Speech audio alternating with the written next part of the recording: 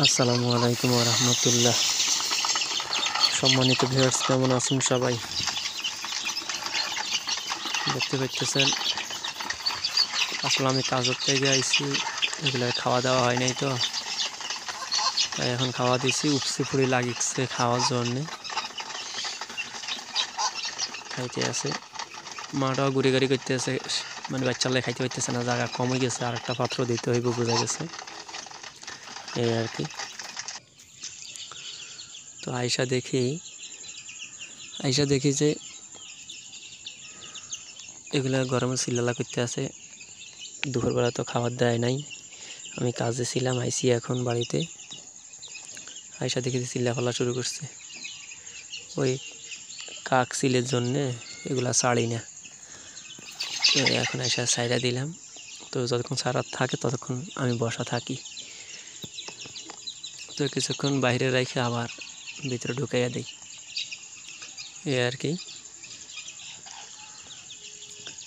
তো এই প্রথমে যে আসলে দেখলেন যে খাওয়ার ভিডিওটা, এটা আসলে পরে করছি একটু, মানে এই ভিডিওটার পরে দেখলাম এরা ক্ষুধার্ত আছে, তখন কী করলাম, ভিতরে খাওয়া আনি, বাস ভান্ডার মধ্যে খাওয়া দিয়ে দিলাম। খাওয়া দিয়ে দিয়েছি, খাওয়া দিয়ে ওই ভিডিওটা করছিলাম অল্প একটু। এটা এই জন্য আপনাদেরকে প্রথম দেখাইছি। এই যে এদিকে কাউ আইছে, কাক আসার কারণে ভয় পাইছে, এই যে দর্দি ঘরের মধ্যে ঢুকে গেছে। এই ঘরের মধ্যে আমি এগুলারে রাখি।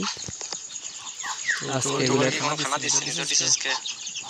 এগুলার 25 দিন বয়স হয়েছে, 25 দিন চলমান।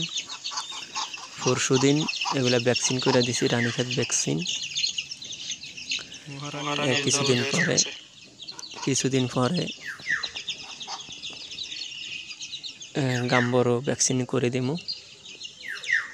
তো মাশাল্লাহ দিলে অনেকগুলো মুরগি বোঝা যেতেছে এখন, এগুলারে পুরুষ মহিলাও বোঝা যায়। তো ভালো থাকেন সবাই, আসসালামু আলাইকুম রহমতুল্লাহ।